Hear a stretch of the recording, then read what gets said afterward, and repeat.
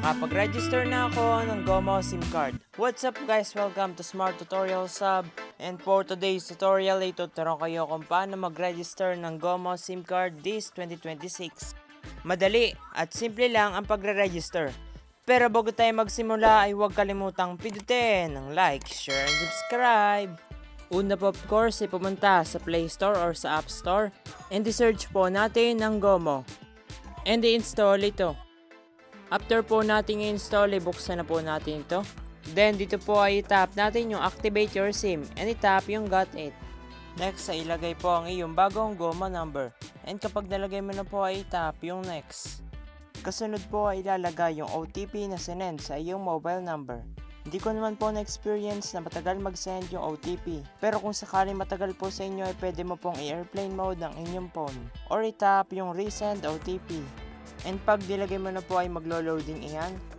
Next ay pwede mo pong basahin yung SIM registration, frequently asked questions. And kung nabasa mo na po ay tap yung next. At ito po yung step 1. Kailangan po ilagay yung birthday. I-tap po yung birthday at kung nalagay mo na po ay tap yung confirm. Next ay ilagay ang first name, middle name, last name at kung may suffix ka po ay select mo lang po ang iyong suffix. Kasunod po ilalagay ang iyong nickname pero optional lamang, saka yung gender. Tapos ilalagay mo po yung email na active at napagsesendan pa ng code.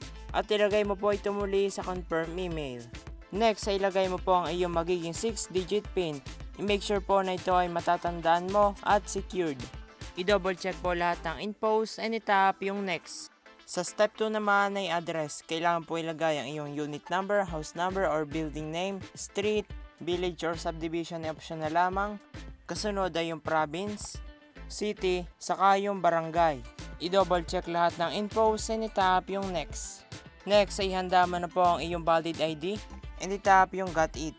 Naka-autofill na po yung nationality and sa registration type ay pwedeng Filipino SIM owner or parent or legal guardian of a minor. Next ay sa ID verification and ito po yung mga type of IDs. May passport, may Philippine Identification ID at marami pang iba. So ang gagamitin ko po ay yung Philippine Identification ID na digital. Na screenshot ko po sa eGov. Next ay ilalagay po yung ID number. Ang national ID po ay nagko-consist ng 16-digit na number na makikita sa taas ng front ID mo. Next po ay i-upload natin yung photo or yung screenshot ng ating valid ID. Yung front ID po ang i-upload natin. So i-tap na natin yung photo of your valid ID. Pwede ka pong mag-take photo ng ID mo or pwede mo pong hanapin siya sa photo library pag nakahanda na. Next ay i-tap po natin yung selfie. And i-tap yung take photo. And pindutin po yung shutter icon pag okay na. And i-tap yung check. Then i-tap yung done. I-double check po lahat ng infos and kung sure ka na po ay i-tap yung next. Next po ay i-review lahat ng infos na nilagay natin kanina. I-check po kung tama yung mga spelling at yung mga infos na nilagay mo. At pwede mo naman po itong i-edit by tapping the edit button.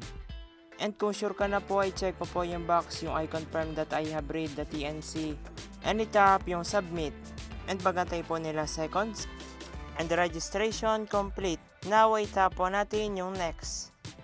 Now ay may email verification na sinend sa ating email at pindutin mo lang po yung activation link noon para makapag-login ka na at ma-enjoy yung kanilang mga freebies. At ganito lang po siya kadali. Thank you for watching at kung nakatulong kung makapag-register ka ng GOMO SIM card ay tulungan mo naman ako. Pindutin mo ang like, share, and subscribe at panoorin ang next tutorial. Thank you!